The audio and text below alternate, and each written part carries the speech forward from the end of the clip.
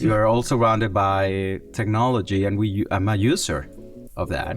The big question here, and I always have these conversations with my team, is how are we using technology and the digital world to enhance the physical experience? Welcome to Barriers to Entry, the podcast where every episode we get into it with the leaders, the designers, the early adopters, and the influencers who are driving innovation in the architecture and design industry. It's the metaverse, it's AI, it's blockchain, and it's all happening here. I'm Bobby Bonet, and as always, I'm joined by my reality TV loving co-hosts, Andrew Lane and Tessa Bain. How y'all doing today? We're doing great, but we're a little behind on Love Island, as we picked up in the pre-record there. It's a shame. Well, it's summer shows, you can't beat your summer shows. When does summer end? Is this still the summer? When does the summer of BTE end? Is really the question. That's a good question. What's your take, Tess? Like, as soon as the weather shifts, we're starting to think about fall. My shopping cart's full of cardigans. I think the summer of BTE is starting to come to a close. That's a really bittersweet sort of a statement, but I like to think we go all the way to, is it called the equinox? The 20th? The what? That's an equinox. I'm pretty sure it's an equinox. I should, but I won't. I'm not going to fact check myself for once, but yeah, the 20th of September, the 21st of September, one of those. That's the official end of summer. Back to school, something we're looking forward to in the Bonet household, by the way. Right around the corner at this point. Have you already gotten all the pencil cases and everything? Do they still do pencil cases? There's even though we have AI technology at our fingertips, even though we have, the power of the metaverse surrounding us, you still walk into school with a little pencil case, with your backpack, with your Trapper Keeper, so the girls are ready to go. But today, enough about my kids. Who do we have on tap today, Andrew, for our episode guest? Well, I was going to say it's a lot like what you were getting at, Bobby, mixing the old with the new. We've got a renowned designer who is really taking the classical practice of design, who, went through a very, very classical training between his home country in Venezuela, making his way to Milan, and then now residing in New York City, really doing some exciting work that fuses in a lot of the technology and the innovation that we love to talk about on the pod. So it's super exciting to have Rodolfo Agrella from RADS Studio joining us today for what I know will be a really eye-opening conversation about the way in which traditional medium design can be influenced by these technologies, and really, how Rodolfo's bringing it into practice right now. Should we get into it? I think we should. Let's do it.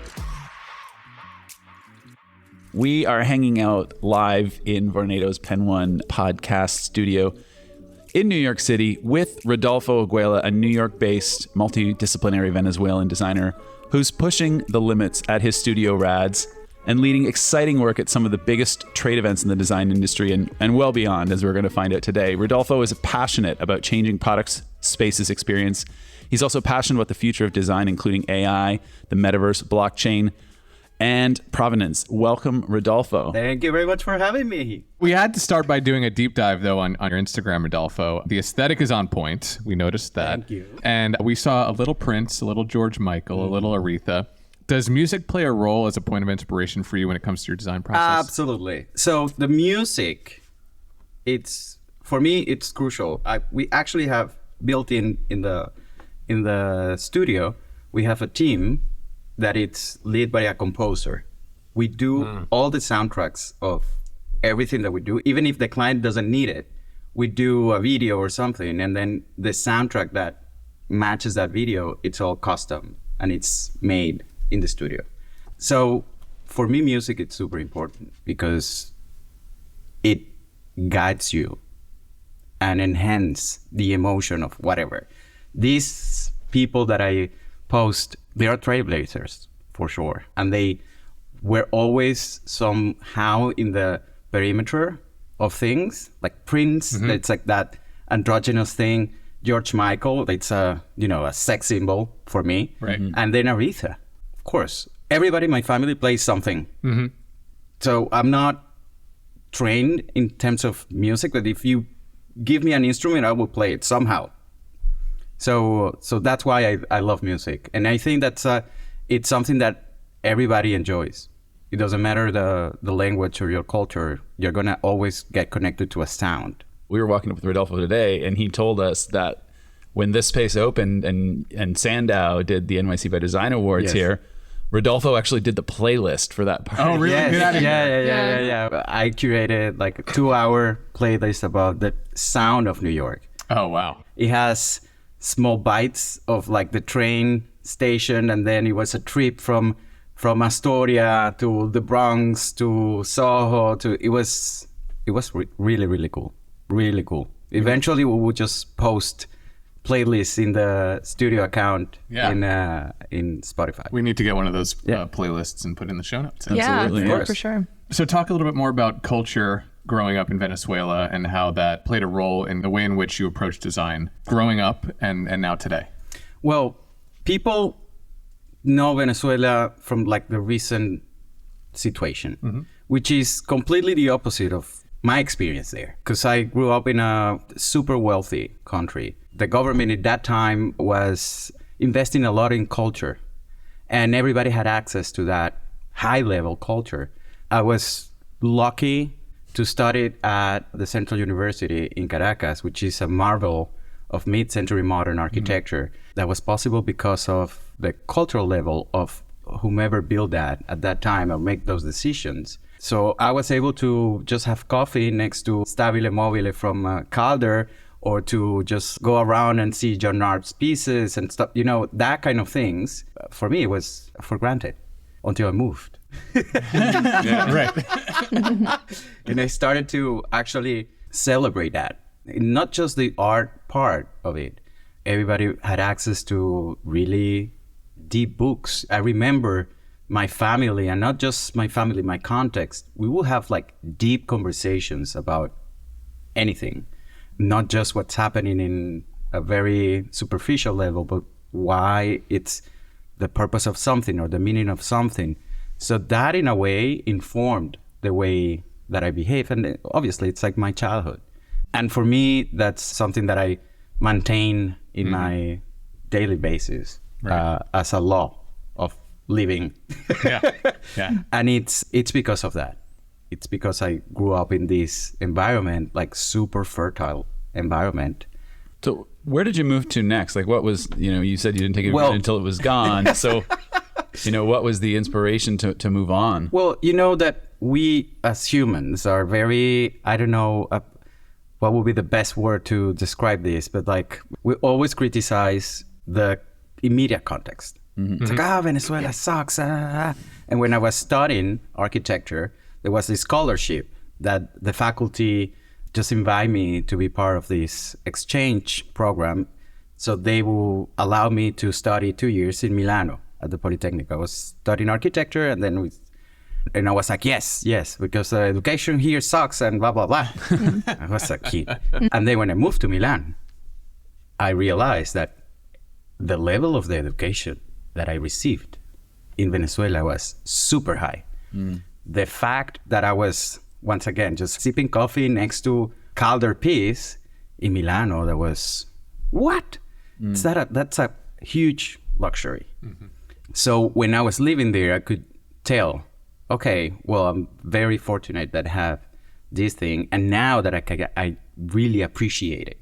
And then obviously when I decided to move to New York in 2014, I realized that I came with that baggage in a way, and that set of gratitude for my roots and just keeping a foot there and the other one in the future, I would say.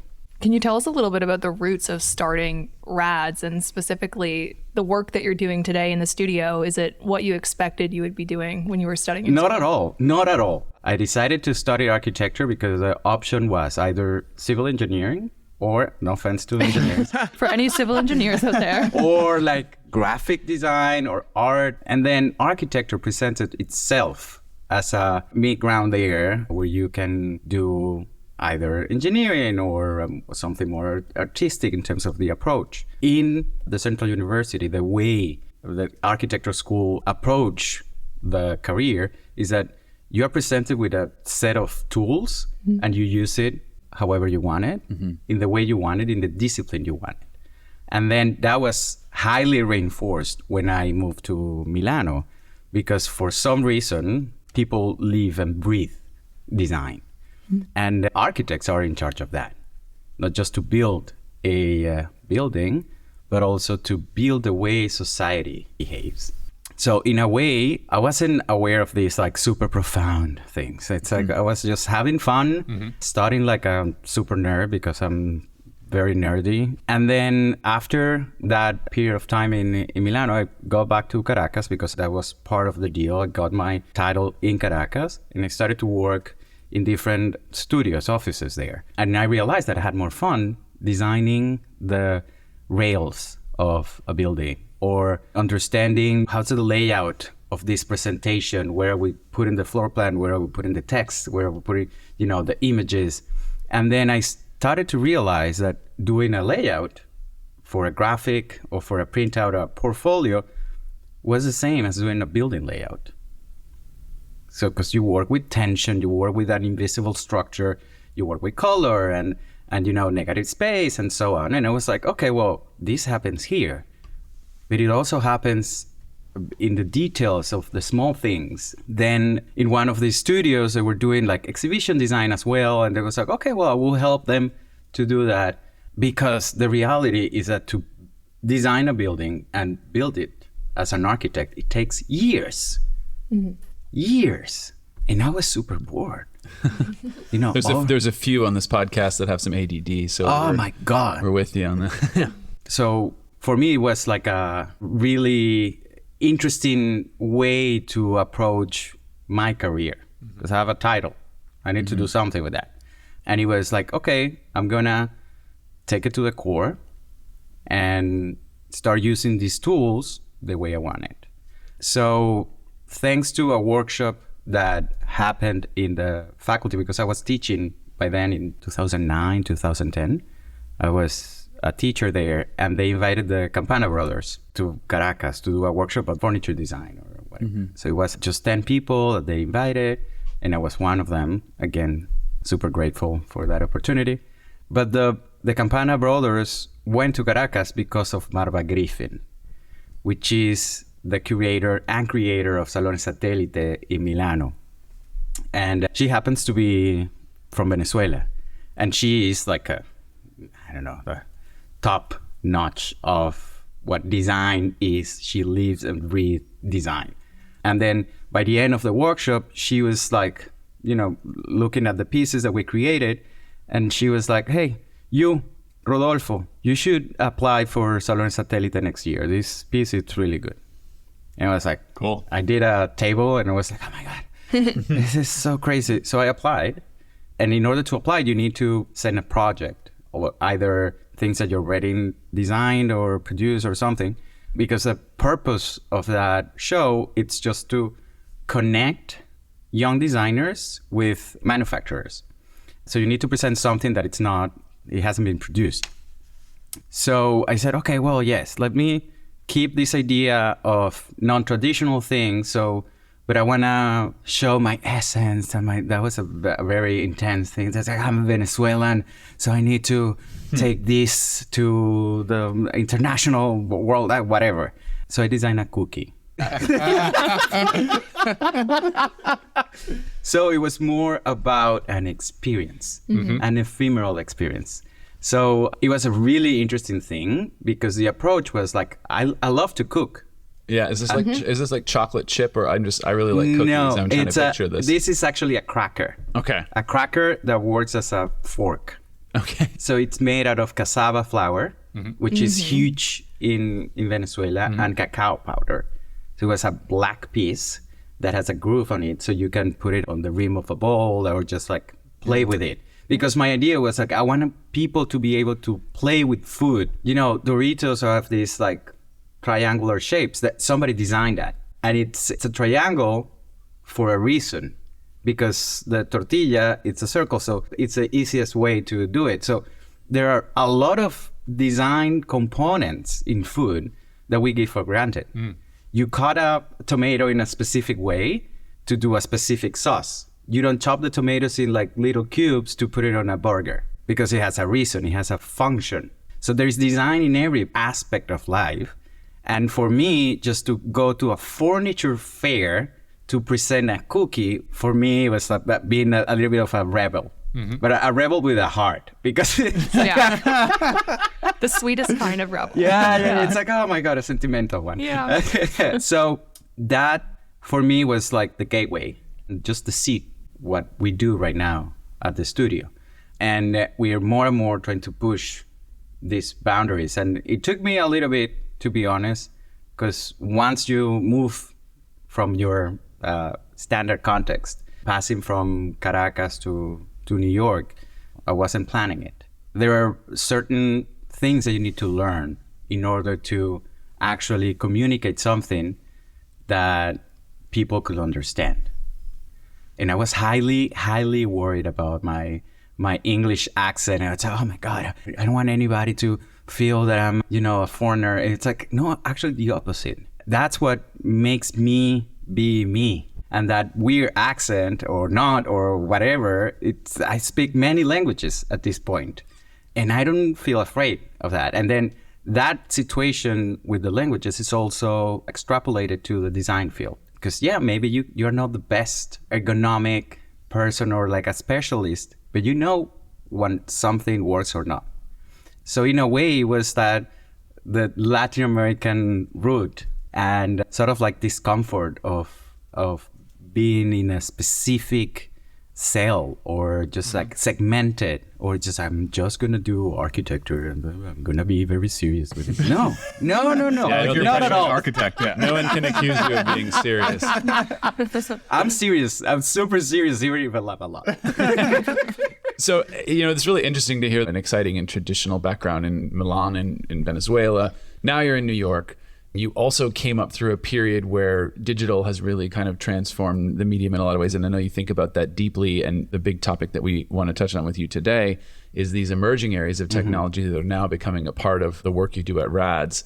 So can you talk to us about what that evolution from, your cookie at Salone through to the kind of work that you're doing today? And like, what was that evolution? How did people come along with you in that journey to trust you through some of that experimentation as well? Well, experimentation and trust are crucial terms for this. In terms of dealing with clients, you need to build that trust. So the clients allowed you to play, basically. The cookie experiment was a game for me. But the fun part is that at that time, we're talking 14 years at this point, we did a lot of digital and used a lot of technology in order to develop the shape of that cookie, because that cookie needed to be baked in something that looks like it's a rounded piece of like stainless steel. It was a huge process. And in order to do that, we have to do like laser cut. And then we were like, oh my God, we're at the tip of the iceberg because we're using like laser to cut stuff. It's natural for me. I mean, I'm not 70. You're also surrounded by technology, and I'm a user of that. Mm-hmm. The big question here, and I always have these conversations with my team, is how are we using technology and the digital world to enhance the physical experience? Because we are 1% physical, where everything in this world, it's like a 3D thing. It has materiality. Mm-hmm. To access the digital world, you need a gadget.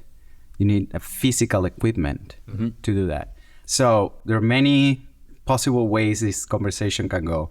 There is the development of that product that allows you to get into the digital world, and the use of that digital tool to enhance and facilitate a design process. So it all comes out of, needs, obviously. My team is scattered around the world. And I've been working that way for a long time, even before COVID. Even before it was fashionable. Yes, exactly. The pandemic was, I feel it was a blessing because it allowed, I'm always joking, quote unquote, it's like the universe said to humanity, go to your room and rethink because you are not doing it well. And then I feel like the people, we're all forced to pause, rethink what we're doing, rethink what do you actually need to live, and how are you behaving, and where are you living? Because we all have a purpose here. I feel like I'm preaching. But it's like a little bit. It happens. That's the podcast medium. That's meant for this, you know? This is your moment and your platform. We're here for you. So before 2020, my team was around the world because, I know a lot of people around the world, and I really like to work with good people. I'm not working with somebody because it's here in New York. I'm working with somebody because it's good at a specific thing, and that brings something extra to this, mix of disciplines or like perspective that helps my studio attack things from multiple perspectives.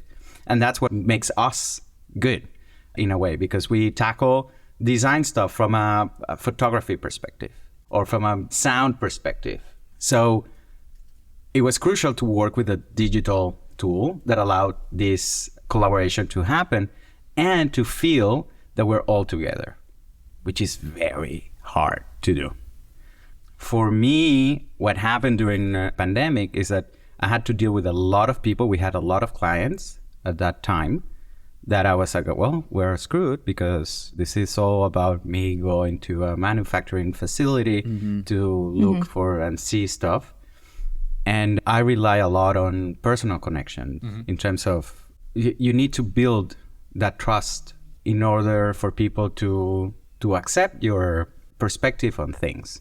And that trust, it's generated out of conversations and, feeling the energy of the other person. And that's super hard to do with a screen. So I had to develop a lot of patience in order to, okay, how am I using this tool the proper way? So but I think that over time and over Zoom after Zoom after Zoom, I think that we achieve a point where, okay, well, this is okay, but it's falling a little bit short. What else can we do to keep connected? So we use many other tools that help us work efficiently. And I'm not talking about management softwares or anything like that, because essentially, for me, my perspective on that, it's like you're starting to be cluttered digitally. Like you're surrounded by a lot of digital trash. And that, in a way, for me, every time that I particularly think about the pandemic and how many times I was redoing my closets and trashing stuff and just cleaning after cleaning after cleaning after cleaning, I realized, I just need these couple of pens and these couple of shirts, and that's it. I don't need anything more. I felt the same way. Like this experience of minimalism. Like, what do I really need all this for? The interesting thing is that it's not a minimalism thing. You need only specific things. It's a matter of restraint. And that's something, the minute I identify that, I was like, okay, I'm applying this to everything. And every time that I have meetings with all my, not just the clients, with like internal meetings with the team, it's like, guys, it's about restricting. Getting rid of the noise. Correct. Yeah. And that's super hard. Thank you to BetterHelp for sponsoring this episode. BetterHelp is the world's largest therapy service, and it's 100% online. With BetterHelp, you can tap into a network of over 30,000 licensed and experienced therapists who can help you with a wide range of issues. To get started, you just answer a few questions about your needs and preferences in therapy. That way, BetterHelp can match you with the right therapist from their network. Then you can talk to your therapist however you feel comfortable, whether it's via text, chat, phone, or video call. You can message your therapist at any time and schedule live sessions when it's convenient for you. If your therapist isn't the right fit for any reason, you can switch to a new therapist at no additional charge.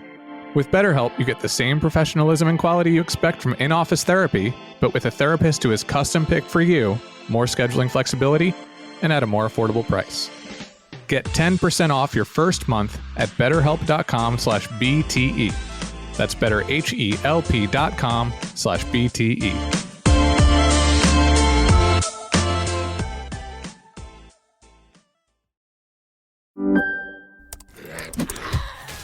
Wait, are you gaming?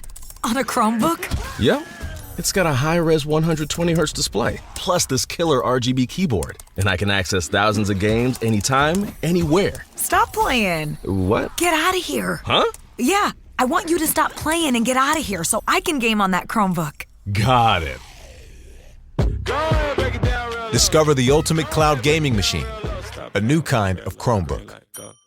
So how do you do that today? Like, how do you apply these emerging technologies to the work you do then in terms of the design process? And how do you narrow down all of those tools? Well, it's a matter of how efficient the tool is and what's the purpose of what we're doing. There is something that it's crucial for me in terms of using technology and embracing technology, that it's like you need a criteria behind the use of that. Same with AI. Everybody's scared about AI. It's like, oh my God, what's going to happen? Yeah, well, that's what we wanted to ask you about that today too, Okay. specifically. I mean, we're in the middle of the revolution of AI, but specifically from an ethical perspective, from an IP perspective. I mean, how do you approach that? Listen, people get freaked out about this. I narrow it to two things. One, it's because I cannot control what's happening. So if I cannot control it, I'm gonna, freak out. And the other one is because I don't see the results of it immediately. This is a baby that it's just starting to walk. Well, I don't know if it's starting to walk. It's just like barely breathing at this point. The good thing, and the way we use it in the studio, it's that we use AI to process a lot of information in an efficient manner. It's super fast. But what happened? That the efficient way to use that, at least from my perspective, is that you need somebody behind that. Because when you're doing a Mid-Journey image of, I don't know, a building that looks like a cookie. Which we're all waiting for. Exactly. Made of gluten-free flour. Yeah, exactly. By the way. Exactly. Somebody put the prompts there. So it's not like a self-generated thing. It's not Skynet just yet. Correct. Yeah. Exactly. Just yet. That's an important thing. But we need to live in the present, thinking of the future, but acting in the present. So what's happening now is that, yes, everybody's freaking out, but the thing is that, whoa, I see a horse there running. Somebody at some point in human history went to that horse and says, I can be on top of this animal. And then, the rest is history. So I feel like that's what's happening with AI. We use it in a way that help us confirm the ideas. We don't use it as a main design tool, because our main design tool, it's our brain. Do you feel if you used it as a design tool that would be controversial or would be loaning IP, or like how do you feel about the actual application of AI in design? I don't mind. It's another tool. It's another tool. And it's a necessary tool, because the bigger the communications in the world and the globalization, there is a lot of information out there. And we need some sort of like a filter to process all of that information. Before, there were like libraries, and people would go to the library and spend months just to look through publications and stuff. Well, this is the best example. When newspapers started to do digital formats, everybody was freaking out because this is the end of printing in life. Well, no, it's not the end. It's an evolution. Now, if you have a book, it's because it's a piece. It's an object. It's an object that holds information. Obviously, you can reach out more people digitally, which help us connect. But once again, there is a criteria behind that, the use of that platform. So in the studio, what we do, it's just like, okay, we need to do this thing. We're trying to achieve this thing, X, on a certain amount of time. We can do it in two ways. We use technology to help us, or we just like need to invest more time in order to confirm things. For me, and the important part of this whole puzzle is that in the end, whatever we do, it has physical repercussions. And we design for a physical world. And the digital is there to enhance that, to facilitate that. It's not the main fear is that, oh, all of these like AI and like Web3, all of that, the metaverse, it's gonna Right. We're all going to be living in physicality. the metaverse. Yeah, right? that we need to replace one with another No, for some that's reason. not. It's not about replacing. Right. It's about embracing. There we go. There's a new tagline for the pod. Catchphrase for the T-shirt. pod. T-shirt. Casey, work on that. I've already. You seem to be in a really great headspace right now as it relates to where AI is being adopted and leveraged at RADS. And I think many of the designers we talk about who are leveraging AI in their firm have shifted their mindset from AI is a design tool to AI as a data tool, or AI as an enhancement to the design process. But we were at a conference yesterday, and when you speak with people in the room who are still intimidated by AI, like Tess was saying, I think they still view it as AI is going to be a button that I push and it takes my job away, or it becomes the de facto new design process. And I'm wondering, like, when you first dove into AI, how was your perspective different? And a little bit about where your journey led you at RADS and as a firm leader to get to where you are now, which is well adjusted, and you've made peace with the fact that there may be some unknowns coming, but you're in a good place with your studio. That path started with embracing the unknown. I don't know what this is, but I know it's here, and it comes to stay. So let's give it a shot without any pre-judgmental mindset. I think that's crucial. Listen, I when I was studying architecture, the first semester, we were obliged to do all the drawings by hand. By hand. Dude, that was 20 years ago. Like, everybody could use AutoCAD. And we were all really, as young kids, saying, oh my God, but there are all of these digital tools. And I remember clearly my teachers saying, if you cannot draw it by hand, you don't know how to draw it in digitally, which is true. It's absolutely true. There are certain aspects of that, of a hand-drawn plan.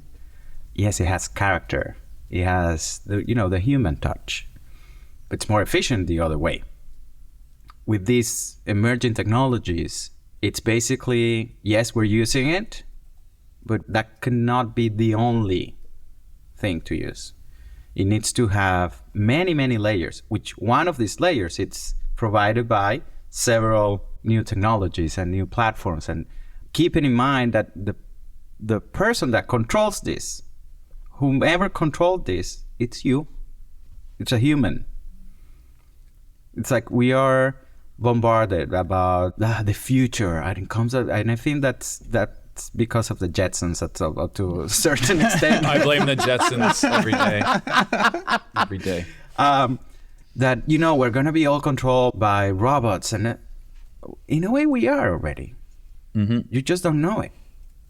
It's a matter. Well, that robot. Let's say that the cell phones. Come on, everybody has it. And 20 years ago, you would never imagine that you will answer an email or like listen to music or whatever from that, a 3 by 6 inches device. No, exactly. And it's a matter of not being afraid of that, because it's people that it's like very uncertain about these things and they're scared. It's because nobody has fully proved that this is successful or not. And the only way to know that is trying it. You don't know if you like, I don't know, oysters if you don't try them. Try them, and then you make your decision, and that's it.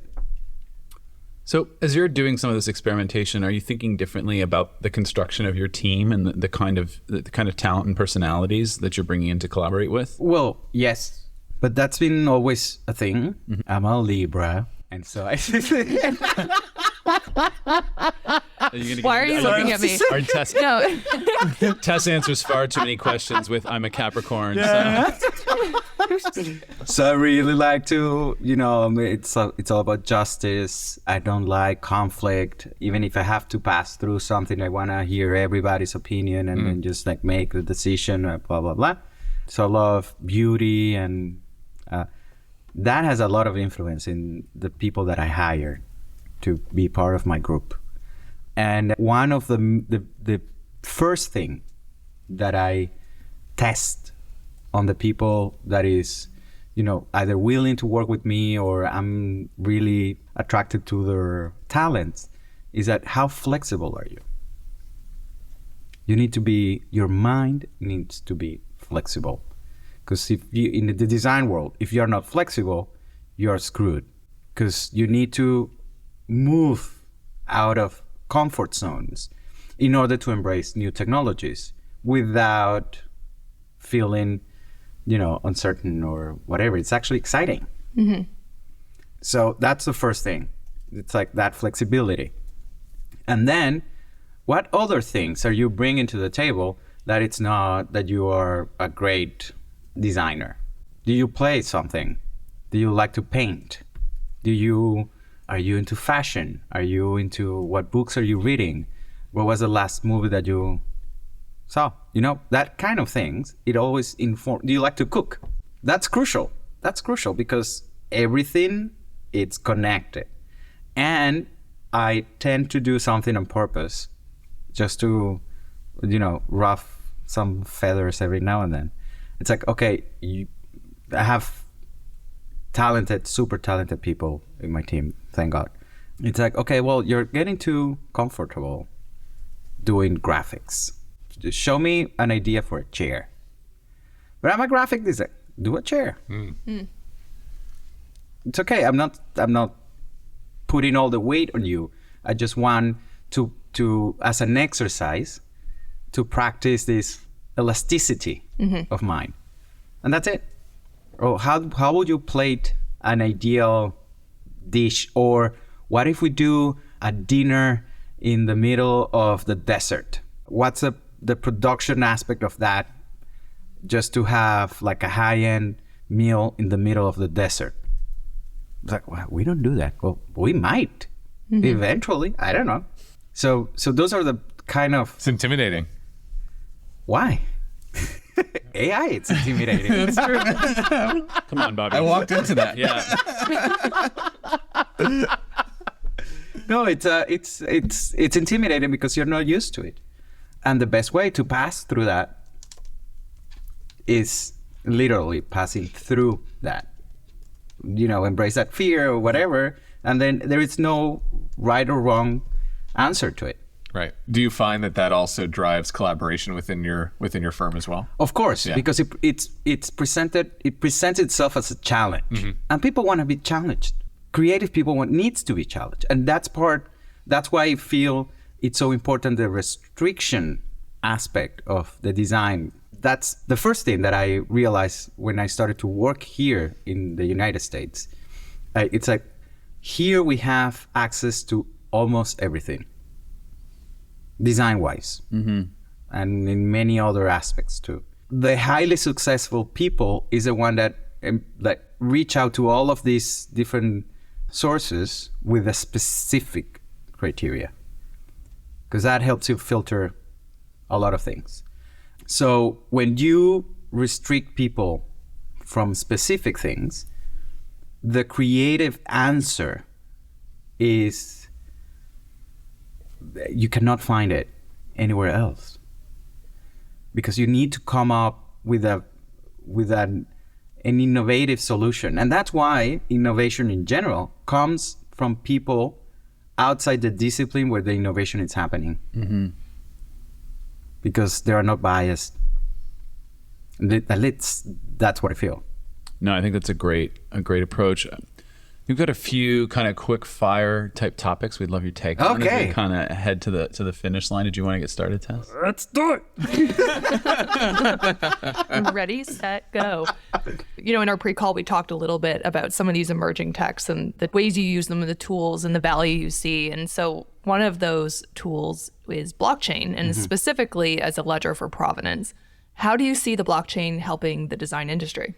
Well, it's crucial because the interesting thing about blockchain is that it helps you trace the story and, the provenance of something. And that's how I feel it will be a more sustainable thing. One of its applications in terms of furniture specifically. It also happened with art, fashion items. It will help you trace who did this, not even who has it before me, who actually did this. Luxury items, they are in a specific price range because of the quality of the goods. And that quality and the craftsmanship behind a luxury item has a name. And that artisan has a name. And you want to know that. Even if, I don't know, from 15 years from now, if we do a limited edition collection with an artisan, an upholstered person in Como, in Italy, I want my great-grandchildren to know that this Giuseppe blah, blah, blah, did this with its own bare hands. Right. So it's a way to ensure and to trace the human aspects of something. Interesting. Digitally. I think that humanity piece is so important. And again, staying with more of the practical, you told us about an experience you had that was a metaverse type experience, but it was used to collaborate and help create when you were preparing for our ICFF this year.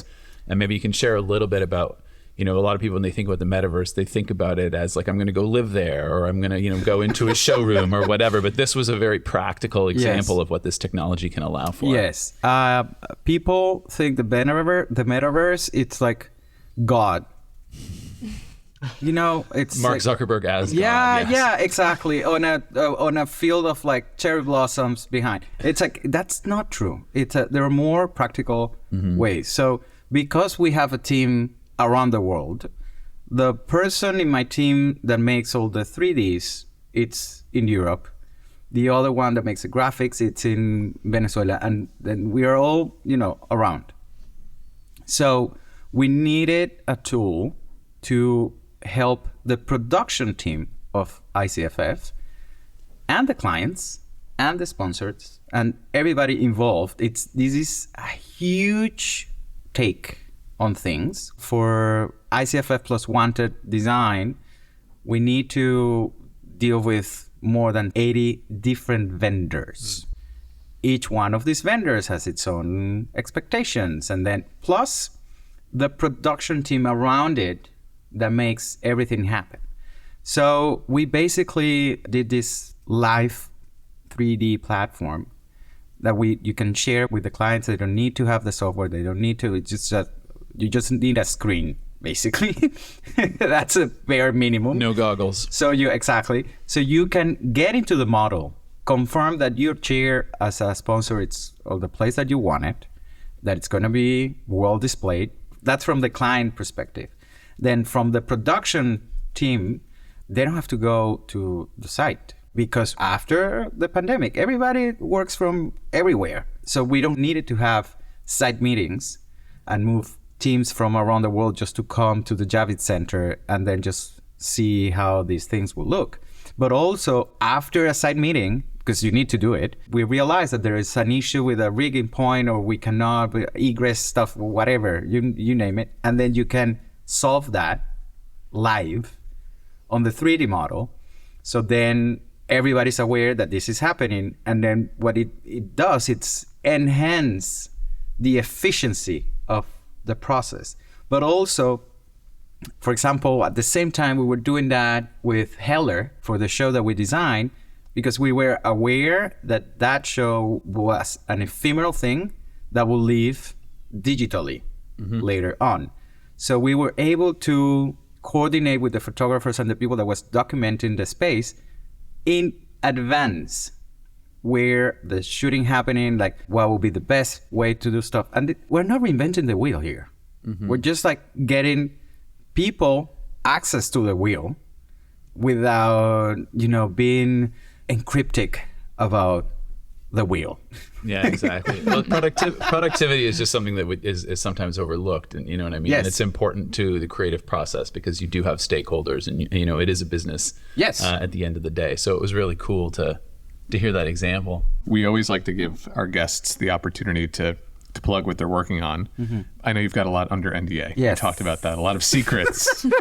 And No, we it's won't- not a Serious. secret. It's not Did we spike his coffee? It's not a But I'm wondering, you know, through your work at RADS, if there's anything that you've recently wrapped up that you're particularly proud of that our listeners could check out, whether it's AI related, AI inspired, metaverse related, virtual world related, digital tool enabled, or something that's completely analog that folks should check out. Yes, I cannot say much. We are doing a couple of projects. I'm actually really, really excited about this. It will be out, I hope so, in November. It has cultural implications worldwide. Wow. And super happy to be the person that is channeling that kind of projects. We're using a lot of AI to design and confirm things, but also a lot of technology to build out this thing, because it's going to live in the physical world, but also in the, I would say, in a more elevated realm, I would say. Definitely don't call that the metaverse. Yeah. That's one thing. The other thing that I'm very excited about is the possibility of building the bridge, which we're actively working on that, between the physical world and the digital world. It's not a secret. Everybody's trying to do their part. We're not just trying it, we're doing it. And we will put it out there and it will be ready at some point. It's not a platform, it's like just leading by example. And that's it. That was so cryptic. I want. I know. I want to see. I want to walk on this bridge. Yeah, I want to know what this is. Oh my gosh. You better follow Rodolfo in your studio on Instagram because we're all going to be waiting for that. And in the meantime, it's just George Michael, right? Correct. Aristra. George Michael. We love to end every show by asking our guests the same question. And that's, what piece of advice would you give, or a resource that you can share to our listeners that are trying to, step into this space or learn more? Okay, so there are two things very important for me. One is to listen to podcasts. This podcast? Not just this. The entire surround podcast network. Yeah. Correct. There is a lot of information around there that will help you ignite some research. That's one thing. The other thing is I have a criteria upon selecting what podcast do you listen to. And for me, what's more important even, it's have this conversation with your friends, with your family. I get a lot of information out of my nieces and nephews. And, for some reason, they're masters at doing memes and stuff. This is a society thing. And the best way to learn about that and to get informed in a way, or just to speak about it. That will be my recommendation. Put it out in the world. I love that. Very good. It's super simple. I think that's been the theme today. I want to be in the Rodolfo. WhatsApp chat, by the way. With your aunts. Yeah. Oh no, you don't. You don't want to be. Oh my god, it's I love them, but it's annoying. It's a lot Hopefully like you don't send them this my this dad's pod. YouTube subscription list is up there too. But you know what? I love the theme of simplicity throughout this, Rodolfo, and it's been an inspiring conversation from that standpoint, and many others. Thank you so much for joining us. My pleasure. Today, and for sharing your story. And we're looking out for when this bridge gets built. Oh my god, yes. We'll be eagerly awaiting. But thanks so much for joining us today on the pod. Thank you for the invitation and to open up the mic to all of these words. We appreciate it. Amazing. We do.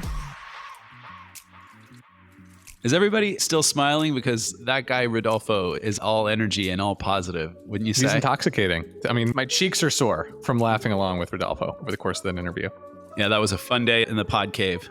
I mean, obviously we talked about his upbringing, but we started right at his passion for music. I didn't know he was the playlist maker for the NYC by Design Awards. The way in which music then permeates throughout his firm's design process. And then the quote that stuck with me, and I'm going to paraphrase, the pandemic was a message from the world that we all had to go back into our rooms and think for a bit. That's something that has continued to stick with me in the couple of weeks since the interview. Andrew, I know you've been thinking about the way in which Rodolfo's firm tackles physical and digital and the ways in which we've seen that come to life. Well, I love that about his work. And like we first met in person at an event that our friends at Heller had put on during NYC by Design this year. And, you know, he talked about it in the pod about the process of preparing for that and really just his process in general. And he really is acutely aware that we live in a digital world, but physical things are important. And those physical things are often, you know, the things that he's designing. And so he just has this complete absence of trepidation or fear to sort of step into exploring how those things play off of each other. And I think that's such a great mindset to come to these things with. But then he takes it a step further by really leaning into the practice of understanding the technology and understanding how, you know, the technology or even just the presence of digital, as simple as like the fact that people are going to put something on Instagram. He's really thinking about that in his process and thinking about how he's building out his studio to meet a world that's increasingly looking for that. Yeah, I thought that's really cool. His approach specifically to talent, like he's from Venezuela, that culture permeates everything he does. He was a student in Milan. You can see the influence there, and now he resides in New York. You know, when we asked him about where and how this change in innovation is starting to affect the way he looks for talent, his answer being that he likes to pick the best people regardless of where they are in the world, I thought was such a different and unique approach in our industry. And so you can see that in the work that RADS puts out in their studio. It's obviously very multicultural, but I thought that was one of the most exciting things. And in the work that he's teasing for the future, which, you know, we're going to have to do some kind of a BTE update or something when his super secret, high-end, the world's going to know about it project. Oh my gosh, launches. yeah. You'll know. You will know. I think that's what he said, everyone right? That is it. will know. We're going to all, we'll be waiting for this. Yeah, a bold statement, and we'll, I think, be right on top of it. Maybe it's going to be like a year-end sort of a show that we're going to need to do because there's been now a couple of those sorts of moments in the pod where people are you just wait. And so, you know, it's going to be really exciting to see the stuff that we're catching up with in mid-flight, what it all looks like when it plays out, even beyond the summer of BTE. Wow. Well, speaking of playing out, I'm going to play us out. I like what you did there. Thank you very clever. much. And I'm going to give you a big thank you to the Barriers to Entry production team, Wise Grisette and Sam Sager, and everyone else back at the studio by Sandow Pod Cave. Barriers to Entry is part of the Surround Podcast Network. Make sure you go to surroundpodcasts.com. That's podcasts with an S. Smash or slam the follow button, whatever is your preference, and join us next time as we continue to break down the barriers to entry. When was Pod Cave cleared Pod Cave? as a branded part of this show?